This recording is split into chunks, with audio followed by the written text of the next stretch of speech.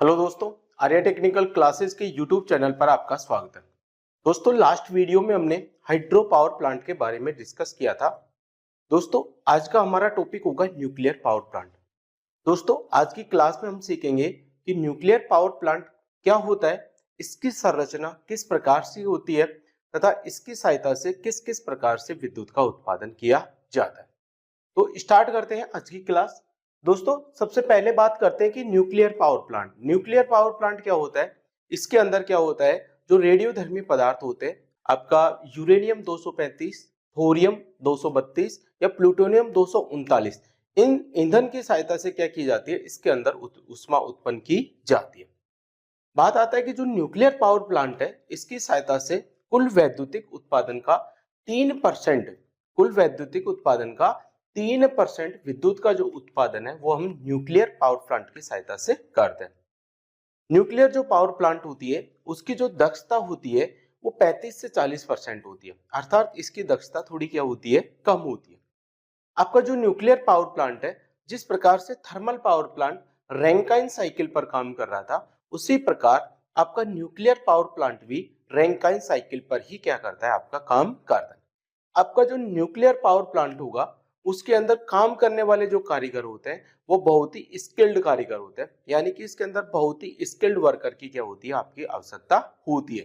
तो ये कुछ बेसिक्स थे आपके न्यूक्लियर पावर प्लांट के, जहां से आपके एग्जाम्स के अंदर सीधे सीधे से क्वेश्चंस पूछे जाते हैं। तो आपका न्यूक्लियर पावर प्लांट के अंदर ईंधन के रूप में किस किस का उपयोग करते हैं, तो यूरेनियम 235, थोरियम 232 और प्लूटोनियम 239, इन पदार्थों का उपयोग इसमें हम ईंधन के रूप में करते हैं। तो इन चीजों को सबसे पहले अपन नोट कर लेते हैं, कुछ बेसिक्स इंफॉर्मेशन। तो आज अपन बात कर रहे हैं किसके बारे में, आज हम बात कर रहे हैं न्यूक्लियर पावर प्लांट के बारे में। किसके बारे में बात कर रहे हैं अपन, न्यूक्लियर पावर प्लांट। तो आज हम सीखेंगे न्यूक्लियर पावर प्लांट के बारे में। तो देखिए न्यूक्लियर पावर प्लांट,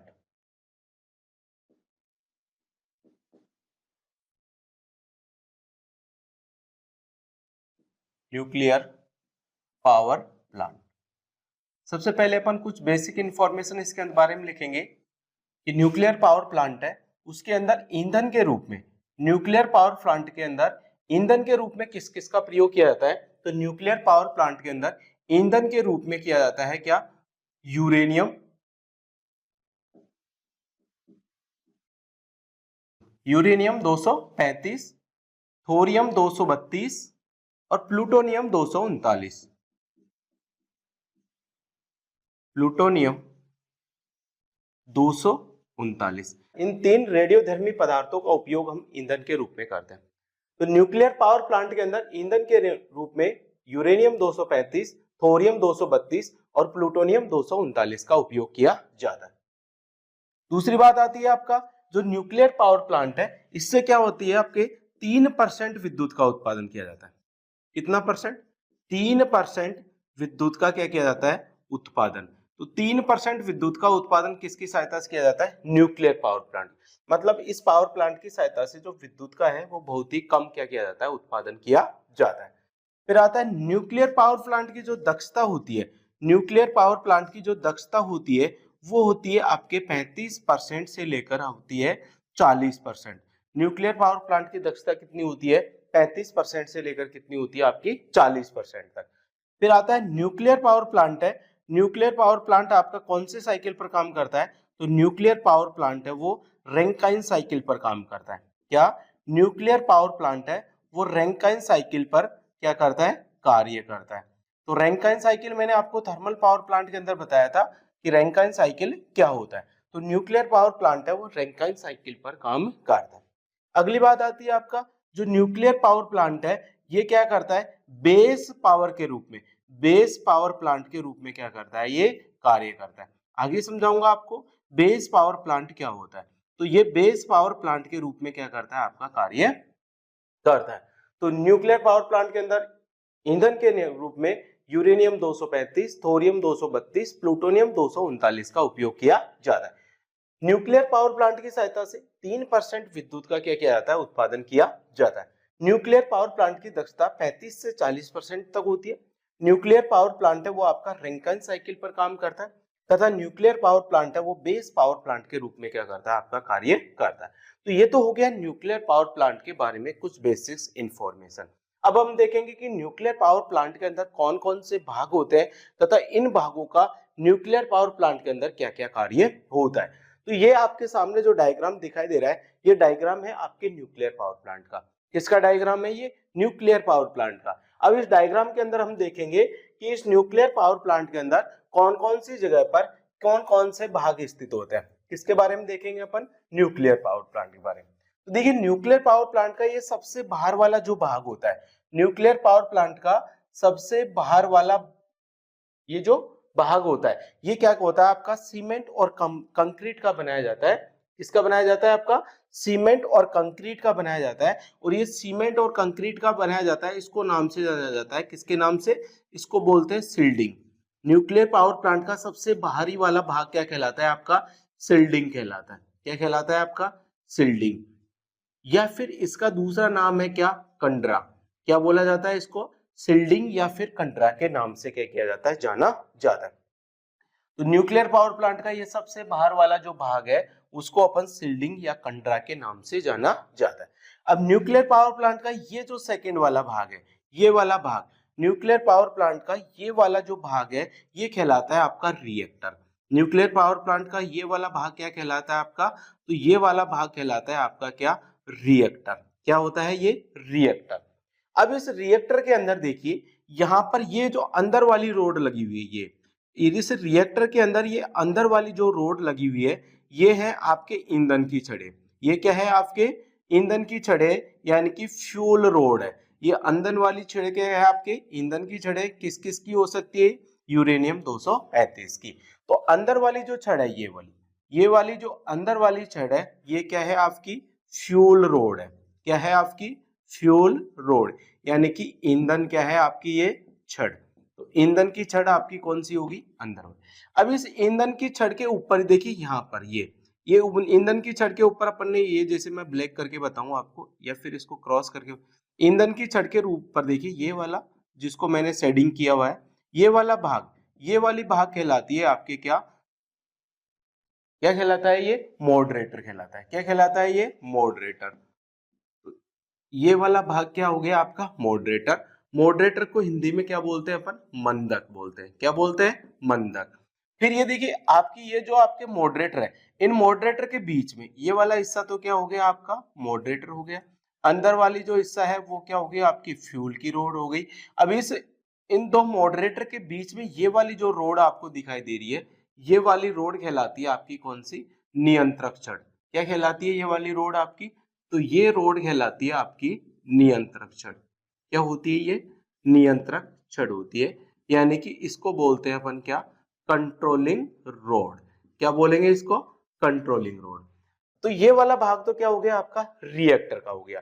तो रिएक्टर के अंदर क्या क्या होता है? तो रिएक्टर के अंदर एक तो फ्यूल रोड होती है। रिएक्टर के अंदर क्या होती है? एक तो फ्यूल रोड होती है। रिएक्टर के अंदर दूसरा क्या होता है? मॉडरेटर होता है। क्या होता है? मॉडरेटर। और रिएक्टर के अंदर तीसरी चीज क्या होती है? Control road. तो कंट्रोल रोड, मॉडरेटर और फ्यूल रोड, ये तीनों की तीनों चीजें किसके अंदर स्थित होती है? रिएक्टर। रिएक्टर किसके अंदर स्थित होता है? तो रिएक्टर शिल्डिंग के अंदर स्थित होता है। अब रिएक्टर से क्या होता है? यहाँ से रिएक्टर से एक ट्यूब जुड़ी होती है, और इस ट्यूब के अंदर क्या होता है आपका? कूलेंट। ट्यूब के अंदर क्या होता है? कूलेंट। कूलेंट मतलब होता है शीतलक। शीतलक इस ट्यूब के अंदर क्या होता है? आपका भरा हुआ रहता है। तो इसके अंदर, इस ट्यूब के अंदर क्या भरा हुआ है? तो इस ट्यूब के अंदर भरा हुआ है कूलेंट। क्या भरा हुआ है इस ट्यूब के अंदर? कूलेंट भरा हुआ है। कूलेंट को हिंदी में क्या बोलेंगे? शीतलक। क्या बोलेंगे? शीतलक। तो इस ट्यूब के अंदर क्या भरा हुआ है? आपका शीतलक है। अब ये कूलेंट को इस हीट एक्सचेंजर, ये वाला हिस्सा क्या है आपका? ये वाला भाग, इस रिएक्टर के अंदर ये वाला भाग होता है आपका क्या? Heat exchanger. क्या होता है ये? Heat exchanger. क्या होता है ये? Heat exchanger.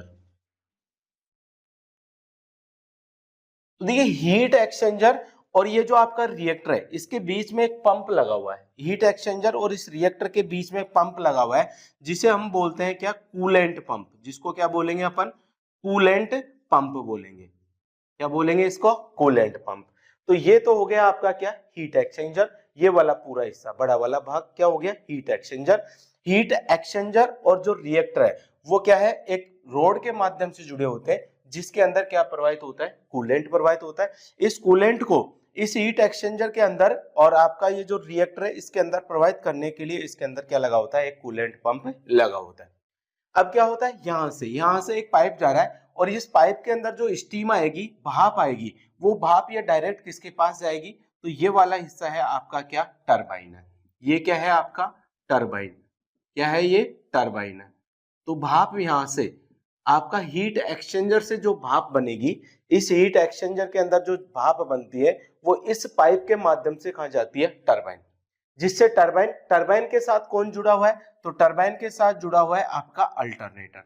टरबाइन के साथ क्या जुड़ा हुआ है, आपका अल्टरनेटर जुड़ा हुआ है। तो अब ये भाप टरबाइन के पास जाएगी, टरबाइन घूमेगा भाप से, जिससे अल्टरनेटर घूमेगा। अब यहां से भाप, जो बची हुई भाप है, उस बची हुई भाप को अपन कहां पे भेजते हैं, तो बची हुई भाप को अपन भेजते हैं कंडेंसर के अंदर। किसके अंदर भेजते हैं बची हुई भाप को, कंडेंसर के अंदर। कंडेंसर के साथ ही कौन जुड़ा होता है, तो कंडेंसर के साथ क्या जुड़ा होता है आपका, कूलिंग टावर जुड़ा होता है। कंडेंसर के साथ क्या जुड़ा होता है आपका, कूलिंग टावर। तो ये कंडेंसर के साथ क्या जुड़ा हुआ है आपका, कूलिंग टावर है। अब इस कंडेंसर के अंदर ये जो भाप आ रही थी वो भाप किस में बदल जाएगी, पानी में। और इस पानी को वापस इस हीट एक्सचेंजर में भेजने के लिए यहां पर भी क्या लगा होता है आपका, पंप लगा होता है। यहां पर भी क्या लगा होता है, ये एक पंप लगा हुआ है। तो ये हो गए आपके किसके, न्यूक्लियर पावर प्लांट के क्या हो गए आपके भाग। मैंने एक एक भाग आपको बताया कि कौन सा भाग कहां पर स्थित होता है। तो देखिए सबसे बाहर वाला भाग न्यूक्लियर पावर प्लांट के अंदर, न्यूक्लियर पावर प्लांट के अंदर सबसे बाहर वाला भाग है वो क्या कहलाता है, शिल्डिंग कहलाता है। इस बाहर वाले भाग के अंदर, शिल्डिंग के अंदर क्या होता है, एक तो रिएक्टर स्थित होता है और एक क्या स्थित होता है आपका, हीट एक्सचेंजर। ये तो है रिएक्टर और ये है हीट एक्सचेंजर। ये रिएक्टर और हीट एक्सचेंजर एक पाइप के माध्यम से आपस में क्या होते हैं, जुड़े हुए रहते हैं। फिर बात करते हैं कि रिएक्टर के अंदर क्या क्या होता है। तो रिएक्टर के अंदर सबसे पहले जो होती है वो क्या होती है आपकी, फ्यूल रोड। ये अंदर वाली जिसको मैंने डॉटेड किया हुआ है, ये क्या है आपकी, फ्यूल रोड है, ईंधन की छड़ है, जो यूरेनियम 235 या थोरियम या प्लूटोनियम की होती है। इस कंट्रोलिंग रोड के चारों तरफ क्या लगा होता है आपका, मॉडरेटर लगा होता है, मंदक लगा होता है। इस कंट्रोल छड़ों के, इस फ्यूल रोड ईंधन छड़ों के चारों तरफ क्या लगा रहता है आपका, मंदक यानी कि मॉडरेटर होता है। मंदक और जो फ्यूल छड़े हैं आपकी, फ्यूल रोड है, इनके बीच में क्या लगी होती है, कंट्रोल रोड लगी होती है। फिर ये जो पाइप है, इस पाइप के अंदर क्या बहता है आपका, कूलेंट होता है। ये कूलेंट क्या होता है आपका, रिएक्टर और हीट एक्सचेंजर इस वाले पाइप के अंदर क्या करता है आपका, घूमता रहता है। इस कूलेंट को हीट एक्सचेंजर या इस पाइप के अंदर रोटेट कराने के लिए, सर्कुलेट कराने के लिए अपन क्या करते हैं, कूलेंट पंप का क्या करते हैं, यहाँ पर उपयोग करते हैं। अब ये है आपका हीट एक्सचेंजर। हीट एक्सचेंजर के अंदर क्या भरा होता है, पानी। अब उस पानी को इस भाप की सहायता से, इस रिएक्टर के अंदर जो ऊष्मा पैदा हो रही है वो ऊष्मा इस कूलेंट की सहायता से इसके अंदर आएगी, किसके अंदर, हीट एक्सचेंजर। तो कूलेंट की सहायता से रिएक्टर की ऊष्मा को कूलेंट की सहायता से हीट एक्सचेंजर के अंदर लाया जाता है और उस ऊष्मा से इसके अंदर भरे हुए पानी को भाप में बदला जाता है। जब ये भाप है, जब ये पानी भाप में बदल जाएगा तो इस भाप को इस पाइप के माध्यम से इस टरबाइन के ऊपर लाया जाता है। इस भाप की सहायता से इस टरबाइन को क्या किया जाता है, घुमाया जाता है, जिससे आपका ये जो टरबाइन है वो क्या करता है, यांत्रिक ऊर्जा पैदा करता है। और इस टरबाइन की यांत्रिक ऊर्जा से इस अल्टरनेटर को क्या किया जाता है, घुमाया जाता है। जब ये अल्टरनेटर आपका घूमेगा तो अल्टरनेटर के अंदर विद्युत वाहक बल पैदा हो जाता है, मतलब इलेक्ट्रिसिटी उत्पन्न होने लग जाती है। अब इस टरबाइन के ऊपर से जो बची हुई भाप है, जो एग्जॉस्ट भाप है, उस भाप को कहां पर पहुंचाया जाता है, कंडेंसर के अंदर पहुंचाया जाता है।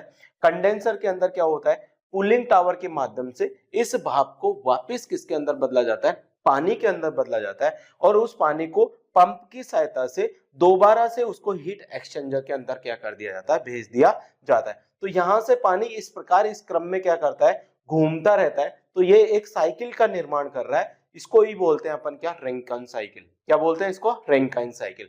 तो आपका जो न्यूक्लियर पावर प्लांट है वो किस पे काम करता है, आपका रैंकिन साइकिल। तो इस पाइप के अंदर क्या बहती है, तो इस पाइप के अंदर भरी होती है क्या, स्टीम। क्या होती है, स्टीम। क्या होती है इस पाइप के अंदर, क्या होती है आपकी, स्टीम होती है। फिर यहां से भी क्या आती है आपकी, यहाँ से भी क्या आती है, आपकी स्टीम ही आती है।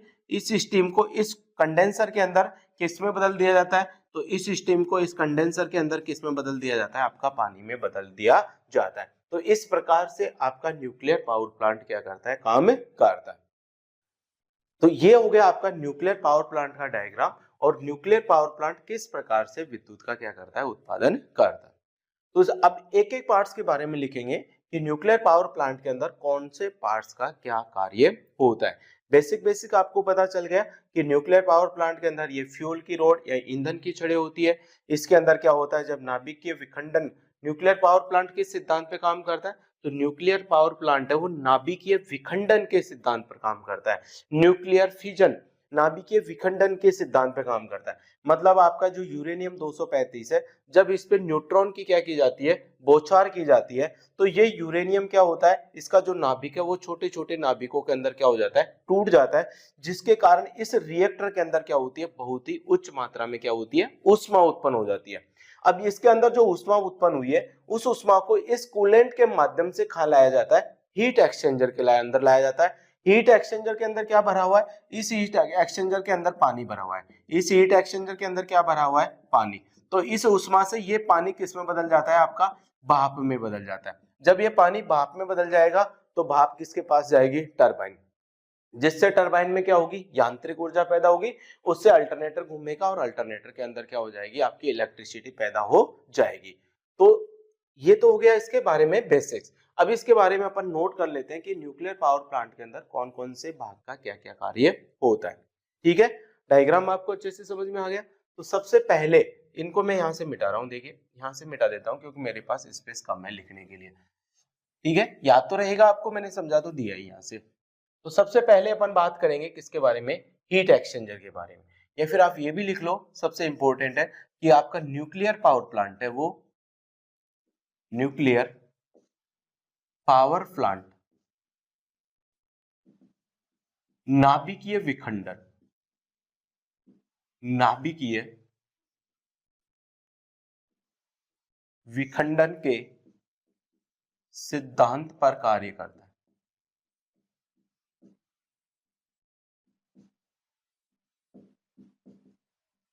किसके सिद्धांत पे काम करता है, तो न्यूक्लियर पावर प्लांट है वो नाभिकीय विखंडन के सिद्धांत पर क्या करता है, आपका काम करता है। देखिए सबसे पहला जो इसके अंदर भाग है वो कौन सा है, आपका हीट एक्सचेंजर है। सबसे पहला वाला भाग क्या है, आपका हीट एक्सचेंजर।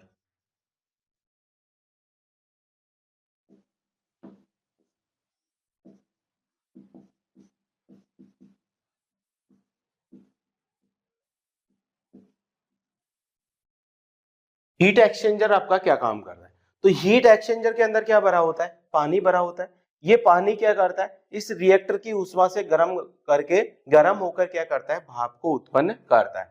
तो हीट एक्सचेंजर के अंदर क्या होता है, कूलेंट की सहायता से, कूलेंट मतलब शीतलक की सहायता से, शीतलक की सहायता से रिएक्टर में उत्पन्न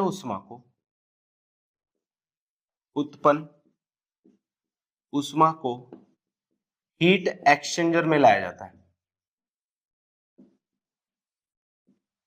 हीट एक्सचेंजर में लाया जाता है, जिससे क्या होता है, इस ऊष्मा द्वारा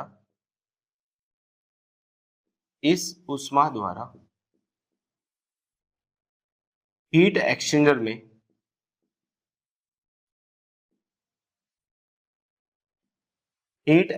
में पानी को गर्म करके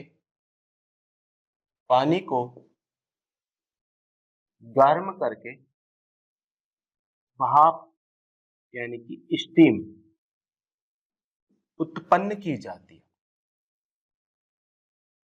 तो अगर आपसे पूछा जाए कि हीट एक्सचेंजर का काम क्या है, तो हीट एक्सचेंजर के अंदर क्या किया जाता है, पानी को गर्म करके क्या बनाई जाती है, इसके अंदर भाप बनाई जाती है। अब इससे आपको याद रहेगा हीट एक्सचेंजर को ऊष्मा कहां से मिल रही है, तो हीट एक्सचेंजर को ऊष्मा कहां से मिल रही है, आपके रिएक्टर के अंदर। रिएक्टर के अंदर जो नाभिकीय विखंडन के कारण यहां पर जो ऊष्मा पैदा हो रही है, उस ऊष्मा को इस कूलेंट के माध्यम से इस हीट एक्सचेंजर के अंदर लाया जाता है। फिर इस उष्मा का उपयोग करके इसके अंदर भरा हुआ पानी है वो किसके अंदर बदल जाता है, भाप के अंदर बदल जाता है। तो ये काम किसका हो गया, आपका हीट एक्सचेंजर का। किसका हो गया, हीट एक्सचेंजर का। अब हम पढ़ेंगे किसके बारे में, रिएक्टर के अंदर। रिएक्टर के अंदर अपने देखा तीन चीजें होती है, एक तो होती है कंट्रोल रोड होती है, एक होता है मॉडरेटर होता है, और एक होती है फ्यूल रोड। फ्यूल रोड तो मैंने आपको बताई दी किस किस की होती है, तो फ्यूल रोड होती है आपके किसकी, यूरेनियम 232, सॉरी यूरेनियम 235, थोरियम 232 और प्लूटोनियम 239। इनका क्या किया जाता है, आपका फ्यूल रोड के रूप में उपयोग किया जाता है। फ्यूल रोड के ऊपर क्या लगा होता है, आपका मंदक। तो दूसरा अपन बात कर लेते हैं किसके बारे में, मंदक में, कि ये मंदक या मॉडरेटर का क्या काम है। देखिए मंदक या मॉडरेटर, अब क्या होता है आपका, ये जो यूरेनियम 235 है आपका, क्या है आपका यूरेनियम 235। इस यूरेनियम 235 पर क्या किया जाता है, जब न्यूट्रॉन की बौछार कराते हैं, किसकी बौछार कराते हैं, न्यूट्रॉन की बौछार कराते हैं। तो ये जैसे एक यूरेनियम का नाभिक है, जब इसमें मैंने न्यूट्रॉन की बौछार कराई तो ये क्या हो जाता है, दो छोटे छोटे नाभिकों में क्या हो जाता है, विखंडित हो जाता है। अब दो छोटे छोटे नाभिकों में विखंडित हो रहा है, उसके साथ साथ में इसके अंदर क्या उत्पन्न होती है, ऊर्जा उत्पन्न होती है। फिर वापिस इसके ऊपर क्या की जाती है, न्यूट्रॉन की बौछार की जाती है। तो ये फिर ये नाभिक फिर क्या हो जाता है, दो और छोटे छोटे नाभिकों में विभाजित हो जाता है, और ये भी क्या हो जाता है आपका, दो और छोटे छोटे नाभिकों में क्या हो जाता है, विभाजित हो जाता है। फिर अब इनके ऊपर न्यूट्रॉन की बौछार कराएंगे तो ये भी दो नाभिक में, ये भी दो में, ये भी दो में, और ये भी दो में। अब इससे भी उष्मा उत्पन्न होगी, इससे भी उष्मा उत्पन्न होगी, इससे भी उष्मा उत्पन्न होगी, इससे भी उष्मा उत्पन्न होगी। तो इसके अंदर क्या होता है, इस प्रकार से एक चैन क्या होती है, आपके नाभिकीय विखंडन की एक श्रृंखला बनती जाती है। अब ये श्रृंखला के अंदर क्या करते हैं, इसके कारण क्या होता है, इस रिएक्टर के अंदर क्या हो जाती है, बहुत ज्यादा मात्रा में क्या हो जाती है, उष्मा उत्पन्न हो जाती है। तो रिएक्टर के अंदर अगर उष्मा बहुत ज्यादा मात्रा में बढ़ गई तो इस रिएक्टर के अंदर ब्लास्ट हो सकता है। तो इस रिएक्टर के अंदर ये जो चैन रिएक्शन चल रही है, इस चैन रिएक्शन या जो न्यूट्रॉन की गति है, इस न्यूट्रॉन की गति को कम करने के लिए अपन किसका प्रयोग करते हैं, मॉडरेटर का। ताकि न्यूट्रॉन की गति या न्यूट्रॉन की गति कम हो गई तो ये जो चैन रिएक्शन की जो श्रृंखला है वो क्या हो जाएगी, आपकी स्लो हो जाएगी, धीमी हो जाएगी, जिससे इसके अंदर उत्पन्न उष्मा का मान क्या रहेगा, कम रहेगा। तो आपका मॉडरेटर, मॉडरेटर क्या करता है, आपका न्यूट्रॉन की स्पीड को या न्यूट्रॉन की गति को क्या करता है, ये धीमा करता है। तो मॉडरेटर का काम क्या हो गया, यह है, यह क्या करता है आपका, न्यूट्रॉन की गति को, न्यूट्रॉन की गति को, न्यूट्रॉन की गति को क्या करता है, आपका धीमा करता है। देखिए यहां पर न्यूट्रॉन की गति आ रही है, न्यूट्रॉन की गति को कम करने, धीमा या फिर कम करने का जो काम है वो कौन कर रहा है, आपका मंदक। अब यहां से एग्जाम्स के रूप में पूछा जाता है आपके एग्जाम में कि मंदक के रूप में किन किन छड़ों का उपयोग किया जाता है, मंदक के रूप में किन किन छड़ों का उपयोग किया जाता है, या मंदक के रूप में कौन कौन से पदार्थ का उपयोग किया जाता है। तो देखिए मंदक के रूप में क्या किया जाता है, इसके रूप में क्या, इसके रूप में, इसके रूप में भारी जल, भारी जल, भारी जल का सूत्र होता है क्या, D2O। ग्रेफाइट की छड़ें, ग्रेफाइट की छड़ें, बेरिलियम, बेरिलियम तथा बेरिलियम ऑक्साइड, तथा बेरिलियम ऑक्साइड का प्रयोग करते हैं। ये इंपॉर्टेंट है, आपको याद रखना है कि मंदक के रूप में किन किन पदार्थों का उपयोग किया जाता है। तो मंदक के रूप में हम भारी जल यानी कि D2O, ग्रेफाइट की छड़ें, बेरिलियम या बेरिलियम ऑक्साइड का क्या किया जाता है, उपयोग किया जाता है। अब ये जो बेरिलियम और बेरिलियम ऑक्साइड है ना, ये बहुत ही महंगी धातु है, इसके कारण इन दोनों का उपयोग क्या किया जाता है, बहुत ही कम किया जाता है। सर्वाधिक इसके अंदर जो कूलेंट के रूप में, सर्वाधिक जो मॉडरेटर के रूप में इसके अंदर उपयोग किया जाता है वो किसका उपयोग किया जाता है, आपका ग्रेफाइट की छड़ों का इसमें उपयोग किया जाता है। तो ग्रेफाइट की छड़ों का उपयोग किसके रूप में करते हैं अपन, मंदक के रूप में क्या किया जाता है, किया जाता है। मंदक क्या काम करता है, न्यूट्रॉन की गति को क्या करता है, आपका कम करता है। न्यूट्रॉन की गति को कम करने का काम कौन कर रहा है? आपका मॉडरेटर। मॉडरेटर कहाँ लगा होता है? इस ईंधन की छड़ों के चारों तरफ क्या लगा होता है? आपका मॉडरेटर लगा होता है। तो ईंधन की छड़ें हो गई आपका, मॉडरेटर हो गया आपका। मॉडरेटर के बाद में आता है आपका क्या? कंट्रोलिंग रोड यानी कि नियंत्रक छड़ें। मॉडरेटर के बाद में क्या आती है? आपकी नियंत्रक छड़ें आती है।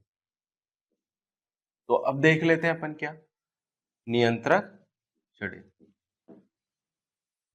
यानी कि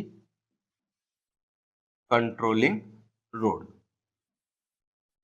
देखिए कंट्रोलिंग रोड का क्या काम है? ये कंट्रोलिंग रोड है जब इस नाभिकीय क्या हो रहा है? विखंडन हो रहा है। नाभिकीय विखंडन के अंदर क्या हो जाता है? जब जितने ज्यादा न्यूट्रॉन्स इन फ्यूल छड़ों के ऊपर भेजेंगे, यूरेनियम 235 के ऊपर जितने ज्यादा न्यूट्रॉन की बौछार की जाएगी, उतना ज्यादा ही उनके अंदर विखंडन होगा, उतना ज्यादा ही उसके अंदर क्या होगी? चेन रिएक्शन बढ़ती जाएगी।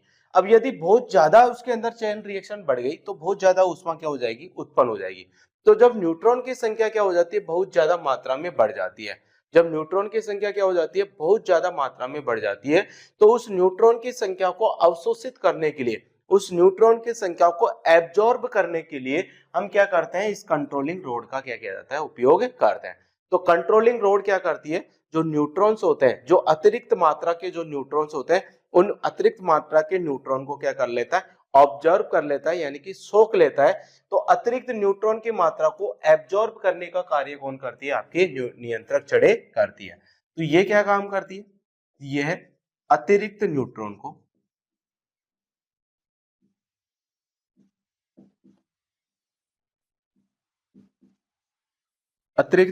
को एब्जॉर्ब यानी कि अवशोषक,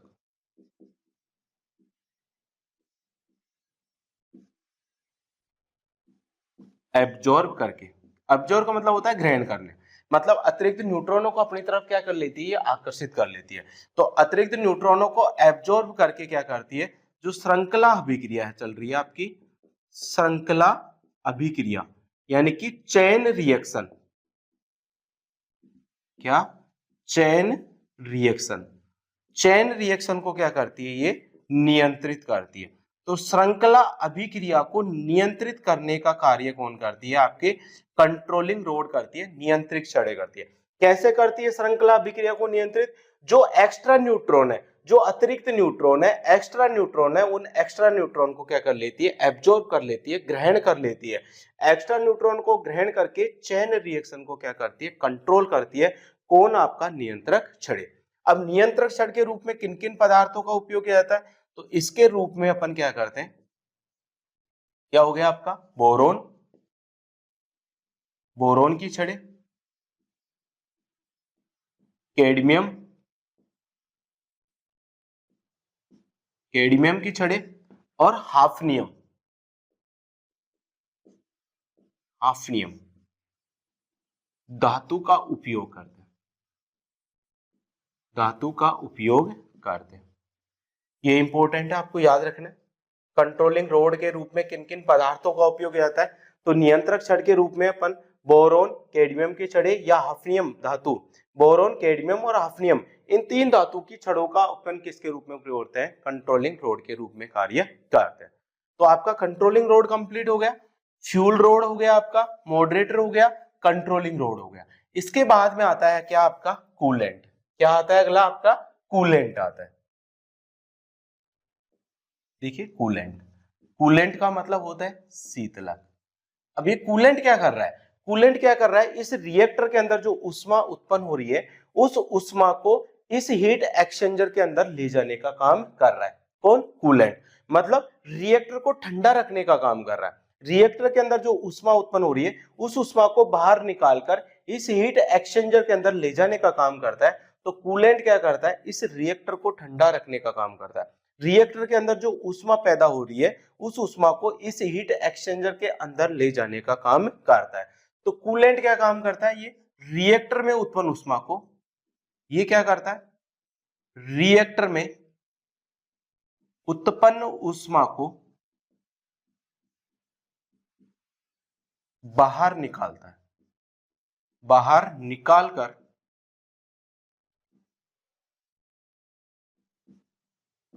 रिएक्टर को ठंडा रखता है। रिएक्टर को क्या करता है? ये ठंडा रखता है। कौन? आपका कूलेंट। कूलेंट हो गया आपका। देखिए कूलेंट के बाद में क्या हो गया? Coolant pump. इसकी सहायता तो आपको वर्किंग लिखाने की जरूरत नहीं है। ये क्या करता है? इस कूलेंट को रिएक्टर और आपका जो हीट एक्सचेंजर है इसके बीच में क्या करता है? आपका घुमाता रहता है, फ्लो कराता रहता है। फिर यहाँ से टरबाइन। टरबाइन मैंने आपको पहले बता ही दिए कौन कौन से टरबाइन होते हैं। कैप्लान टरबाइन, फ्रांसिस टरबाइन और पेल्टन टरबाइन, वही टरबाइन है। अल्टरनेटर आपको पता ही है। कंडेंसर आपको पता ही है कि इस हीट एक्सचेंजर के अंदर जो भाप पैदा हो रही है वो भाप, बची हुई भाप को जब कंडेंसर के अंदर लाया जाता है तो कूलिंग टावर इस भाप को क्या कर देता है? पानी में बदल देता है। फिर यहाँ से ये पानी है वापस इस हीट एक्सचेंजर के अंदर आ जाता है। तो ये हो गया आपका क्या? आपका nuclear power plant. Nuclear power plant के अंदर बस इतना सही है कि न्यूक्लियर पावर प्लांट के अंदर मुख्य रूप से पूछा जाता है आपकी जो नियंत्रक छड़ें, कंट्रोलिंग रोड किस धातु की बनी होती है, आपका जो मंदक मॉडरेटर होता है वो किस धातु का बना होता है, कूलेंट के रूप में किसका प्रयोग करते हैं, ये और चीज लेते हैं। कूलेंट के रूप में अपन किसका प्रयोग करेंगे? तो कूलेंट के रूप में प्रयोग करते हैं भारी जल का। किसका? भारी जल, यानी कि D2O। ये है भारी जल। दूसरा क्या हो गया आपका? मोल्टिंग मेटल, यानी कि पिघली हुई धातु। पिघली हुई धातु। पिघली हुई धातु हिंदी में, इंग्लिश में लिखते हैं इसको क्या? Molten metal. जैसे कौन कौन सी? जैसे होगी आपकी सोडियम। क्या होगी आपकी? सोडियम होगी। सोडियम पोटेशियम होगी। Sodium potassium. और कुछ गैसें भी होती है, कुछ गैसों को भी अपन कूलेंट के रूप में काम लेते हैं, जैसे CO2, जैसे नाइट्रोजन। क्या? नाइट्रोजन और हीलियम। ये क्या है आपका? CO2 यानी कार्बन डाइऑक्साइड। N2 का मतलब क्या हो गया आपका? नाइट्रोजन और हीलियम। इन गैसों का क्या कहते हैं अपन? कूलेंट के रूप में क्या करते हैं अपन? उपयोग करते हैं। तो कूलेंट के रूप में किन किन धातुओं का उपयोग किया जाता है ये आपको याद रखना है। कूलेंट के रूप में किन धातु का उपयोग किया जाता है, कंट्रोलिंग रोड के रूप में किन धातु का उपयोग किया जाता है, मंदक यानी कि मॉडरेटर के रूप में किस धातु का उपयोग किया जाता है, और फ्यूल रोड किस किस धातु की बनी होती है। ये सारी चीजें आपको याद रखनी है। फिर आपको याद रखना है इसके अंदर हीट एक्सचेंजर क्या काम करता है। तो हीट एक्सचेंजर रिएक्टर के अंदर उत्पन्न होने वाली उष्मा को ग्रहण करके इसके अंदर भरे हुए पानी को किस में बदलता है? भाप में बदलता है। तो ये हो गया आपका क्या? Nuclear power plant. तो न्यूक्लियर पावर प्लांट के अंदर बस इतना ही था। उम्मीद है कि आपको न्यूक्लियर पावर प्लांट है बहुत अच्छे से समझ में आया होगा। अब अपन क्या करते हैं? Nuclear power plant, hydro power plant और जो आपका थर्मल पावर प्लांट है, इन तीनों पावर प्लांट की क्या करते हैं अपन? तुलना कर लेते हैं कि इन तीनों पावर प्लांट के अंदर क्या क्या अंतर होता है और किस किस प्रकार से इस तुलना से हमारी एग्जाम्स के अंदर क्वेश्चंस आ सकते हैं, उसके बारे में थोड़ा सा और डिस्कस कर लेते हैं।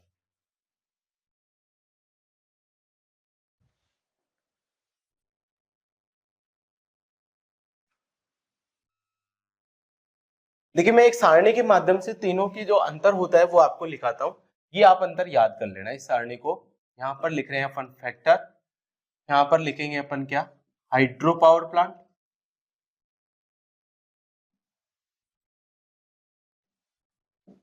यहाँ पर लिखेंगे अपन क्या? थर्मल पावर प्लांट, और यहां पर लिखेंगे अपन क्या? Nuclear power plant. Nuclear power plant. इन तीनों पावर प्लांटों में क्या क्या डिफरेंस होता है वो देखते हैं। सबसे पहले अपन बात करते हैं क्या? कुल लागत। कुल लागत इंग्लिश में लिखेंगे इसको क्या? कैपिटल। कैपिटल कॉस्ट, कुल लागत। अब कौन से पावर प्लांट के अंदर सबसे ज्यादा लागत होती है? तो देखिए ये जो आपका हाइड्रो पावर प्लांट है इसके अंदर क्या किया जाता है? बहुत बड़े बड़े बांध का निर्माण किया जाता है और उस बांध को बनाने के लिए अपन को क्या करती है? बहुत ज्यादा पैसों की आवश्यकता होती है। तो न्यूक्लियर पावर प्लांट के अंदर क्या होता है? अपन को सबसे ज्यादा पैसों की आवश्यकता किसके रूप में होती है? आपके न्यूक्लियर पावर प्लांट के अंदर होती है। थर्मल पावर प्लांट के अंदर क्या होती है? सबसे कम लागत होती है। तीनों से तुलना कर रहा हूं, सबसे कम। सबसे कम लागत कौन से के अंदर होती है? थर्मल पावर प्लांट के अंदर। और हाइड्रो के अंदर क्या होती है? सबसे ज्यादा। अब जो न्यूक्लियर पावर प्लांट है, न्यूक्लियर पावर प्लांट के अंदर हमको क्या बनाया जाता है? रिएक्टर बनाया जाता है। और वो रिएक्टर क्या होता है आपका? बहुत ही बहुत ही सुरक्षित रूप से क्या किया जाता है, रिएक्टर का निर्माण किया जाता है। उस रिएक्टर के निर्माण में भी हमारा बहुत सारा पैसा खर्च होता है। तो जो आपका न्यूक्लियर पावर प्लांट है उसकी जो कुल लागत है वो भी क्या होती है, आपकी ज्यादा होती है। क्या होती है, ज्यादा। अब आपका न्यूक्लियर और हाइड्रो पावर प्लांट है, इन दोनों की जो कैपिटल कॉस्ट है वो लगभग लगभग बराबर होती है। कई किताबों के अंदर तो हाइड्रो पावर प्लांट की कैपिटल कॉस्ट को ज्यादा दे रखा है, तो कई किताबों के अंदर न्यूक्लियर पावर प्लांट की कैपिटल कॉस्ट को ज्यादा दे रखा है। अब इसके अंदर जो ज्यादातर जो सही आंसर माना गया है वो कौन सा माना गया है, आपका हाइड्रो पावर प्लांट, क्योंकि इसके अंदर बांध का निर्माण होता है, इसके अंदर रिएक्टर का निर्माण होता है। रिएक्टर के निर्माण में भी बहुत ज्यादा पैसा खर्च होता है, बांध के निर्माण में भी बहुत ज्यादा पैसा खर्च होता है। तो कैपिटल कॉस्ट सबसे ज्यादा किसकी, हाइड्रो की, फिर उससे कम किसकी, न्यूक्लियर की, और सबसे कम किसकी होती है, आपके थर्मल पावर प्लांट की। इसके बाद में अपन याद करें किसकी, रनिंग लागत की। रनिंग लागत यानी कि रनिंग कॉस्ट। रनिंग कॉस्ट इसके अंदर क्या होती है, बिल्कुल ही शून्य होती है, नील होती है। हाइड्रो पावर प्लांट के अंदर ना तो कोई अपन कोई ईंधन की आवश्यकता होती है, कुछ भी आवश्यकता नहीं होती है, तो रनिंग कॉस्ट इसके अंदर क्या होती है, नील होती है, या फिर क्या होती है, आपकी सबसे कम होती है। क्या होती है, सबसे कम। इसमें थर्मल पावर प्लांट की रनिंग कॉस्ट क्या होती है, आपकी सबसे ज्यादा होती है। सबसे क्या होती है, ज्यादा। सबसे ज्यादा क्यों होती है, क्योंकि इसके अंदर किसकी आवश्यकता होती है, अपन को फ्यूल यानी कि कोयले की आवश्यकता होती है, और कोयला इसके अंदर बहुत ज्यादा मात्रा में आवश्यक होता है। इस कारण इसकी रनिंग कॉस्ट क्या होती है, सबसे ज्यादा। इसकी रनिंग कॉस्ट क्या होती है, थोड़ी सी ज्यादा होती है, मतलब मॉडरेट होती है। मॉडरेट यानी कि मध्यम होती है, मतलब हाइड्रो पावर प्लांट से तो ज्यादा और थर्मल पावर प्लांट से क्या होती है, कम होती है। क्योंकि इसके अंदर ईंधन के रूप में किसका प्रयोग किया जाता है, यूरेनियम, जो अपन को बहुत ही कम मात्रा में, उसकी क्या होती है, बहुत ही कम मात्रा में ईंधन की आवश्यकता होती है। तो सबसे ज्यादा ईंधन की आवश्यकता किसमें होती है, थर्मल पावर प्लांट में। उससे कम ईंधन की आवश्यकता किसमें होती है, न्यूक्लियर पावर प्लांट में। और यहाँ पर हाइड्रो पावर प्लांट के अंदर अपन को कोई ईंधन की आवश्यकता नहीं होती है। तो ईंधन की ट्रांसपोर्ट लागत, क्या, ईंधन की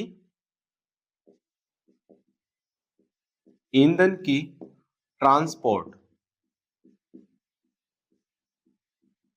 लागत। ईंधन की ट्रांसपोर्ट लागत का मतलब है कि ईंधन को ले जाने में अपन को कितना खर्चा हो रहा है। तो यहां पर ईंधन को ले जाने में कितना खर्चा हो रहा है, कोई खर्चा नहीं हो रहा है, जीरो खर्चा हो रहा है, क्योंकि इसके अंदर हाइड्रो पावर प्लांट के अंदर ईंधन का उपयोग ही नहीं किया जाता। यहां पर क्या होता है, ईंधन ट्रांसपोर्ट लागत यहां पर क्या होती है, सबसे ज्यादा होती है। फिर उससे ज्यादा यानी कि मॉडरेट मध्यम लागत किसकी होती है, आपके न्यूक्लियर पावर प्लांट की होती है। फिर बात करते हैं अपन किसकी, दक्षता की। किसकी बात करते हैं अपन, दक्षता। तो हाइड्रो पावर प्लांट की दक्षता क्या होती है, सबसे ज्यादा होती है। कितनी होती है, आपकी 90% से भी क्या होती है, आपकी ज्यादा होती है।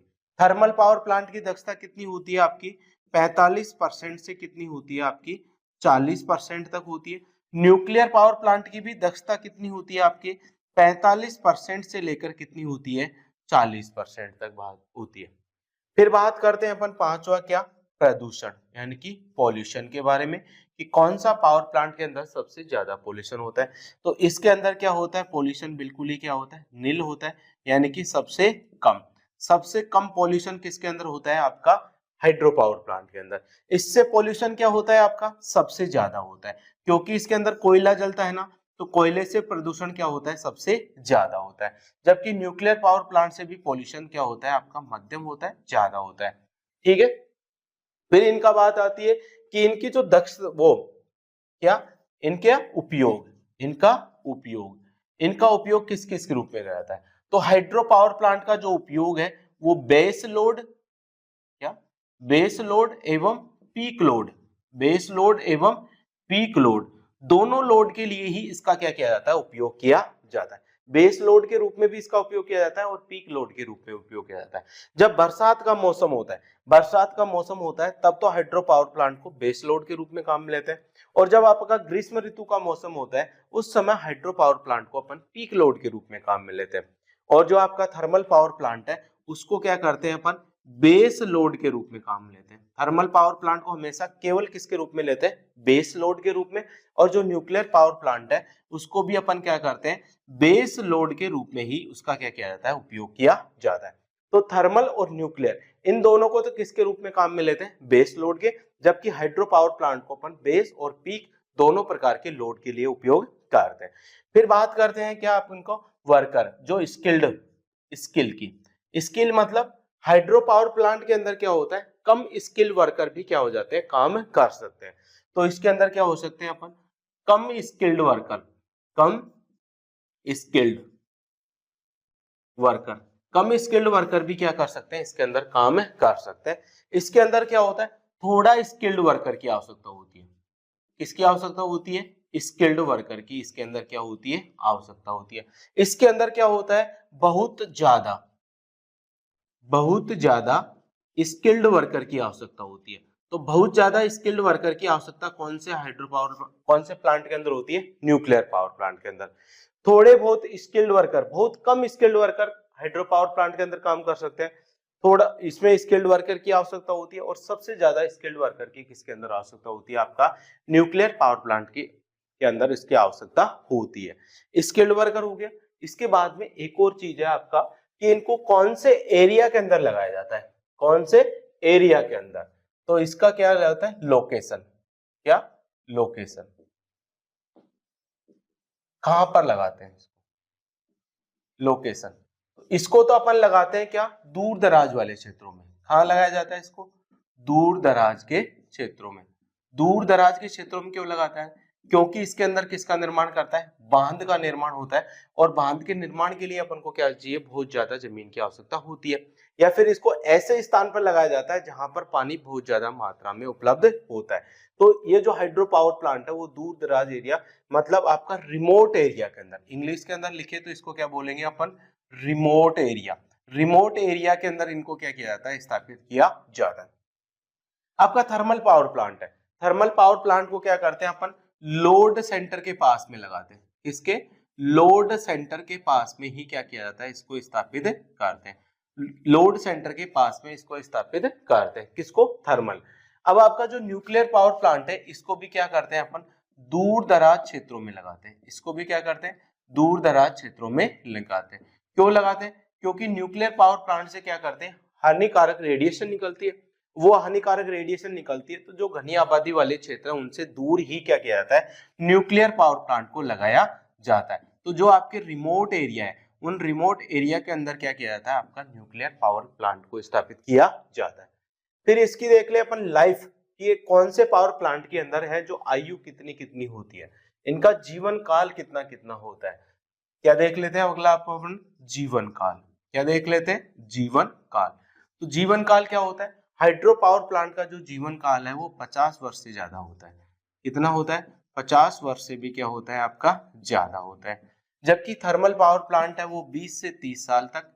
थर्मल पावर प्लांट का जीवन काल कितना होता है? 20 से 30। और न्यूक्लियर पावर प्लांट का भी जीवन काल कितना होता है? आपका 20 से 30 वर्ष होता है।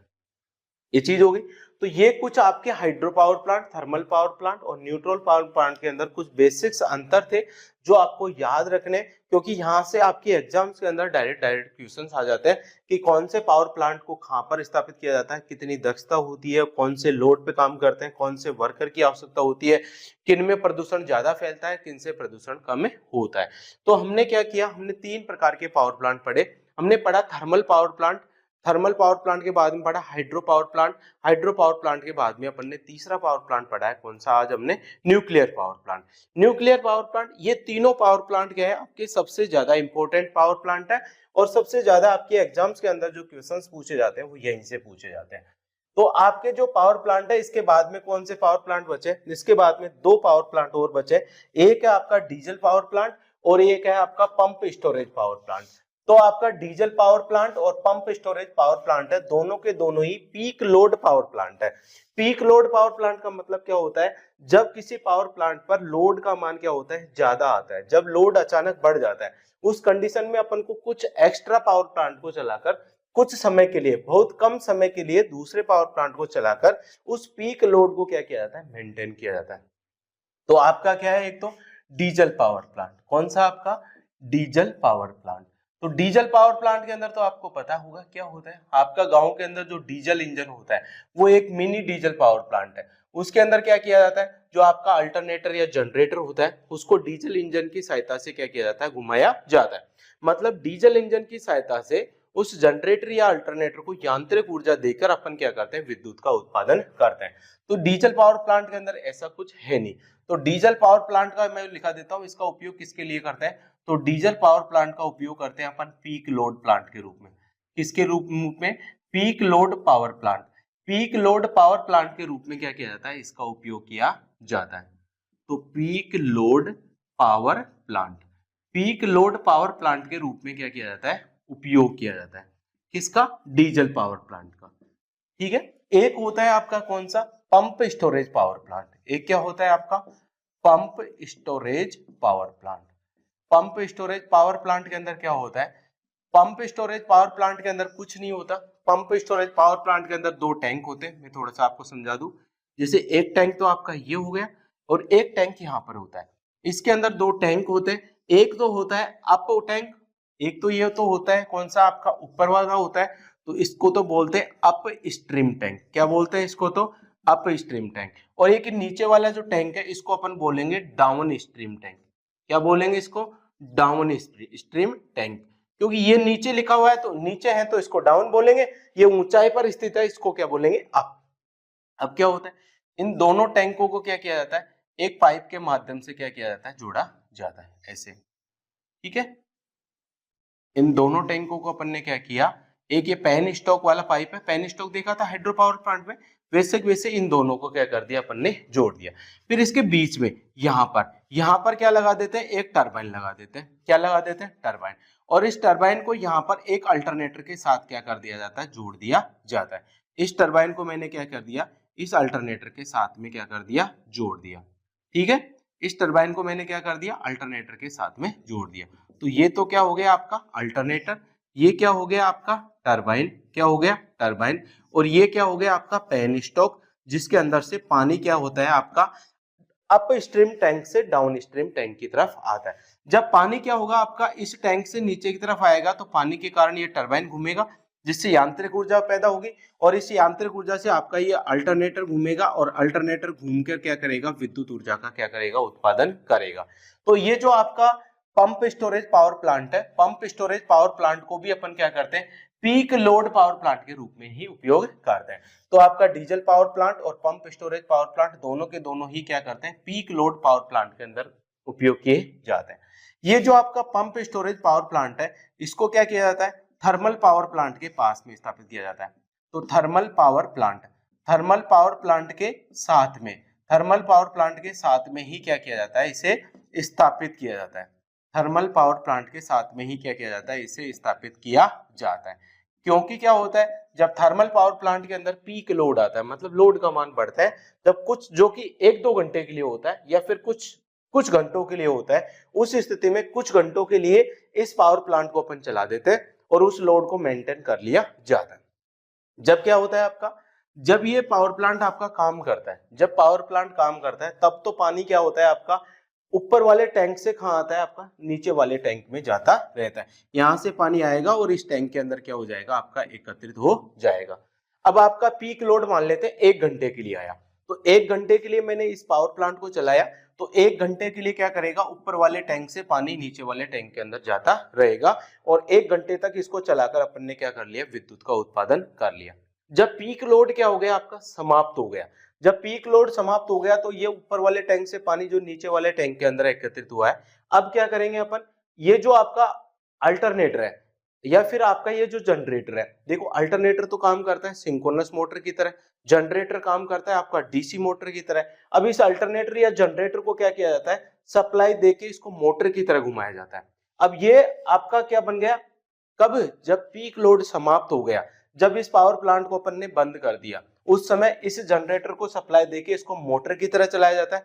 अब ये मोटर बन गई, तो ये इसको सप्लाई देने से मोटर घूमेगी तो आपका टरबाइन घूमेगा। अब ये टरबाइन है वो पंप की तरह काम करेगा, किसकी तरह काम करेगा, पंप की। तो इस मोटर से ये आपका पंप यानी कि टरबाइन घूमेगा, तो नीचे के टैंक में जो पानी इकट्ठा हो रहा था वो पानी वापस ऊपर वाले टैंक के अंदर क्या कर दिया जाता है, चढ़ा दिया जाता है। तो जब आपका पीक लोड समाप्त हो जाता है उस समय क्या होता है, पानी को डाउन स्ट्रीम टैंक यानी कि नीचे वाले टैंक से इस टरबाइन के माध्यम से कहां पहुंचा दिया जाता है, ऊपर वाले टैंक के अंदर पहुंचा दिया जाता है। जब पानी नीचे से ऊपर की तरफ पहुंचा जा रहा है तब अल्टरनेटर तो किसकी तरह काम कर रहा है, आपका मोटर की तरह, और जो टरबाइन है वो किसकी तरह काम कर रहा है, आपका पंप की तरह। टरबाइन तो किसकी तरह काम कर रहा है, आपका पंप की तरह काम कर रहा है, और जो आपका अल्टरनेटर है वो अल्टरनेटर किसकी तरह काम कर रहा है, आपका मोटर की तरह।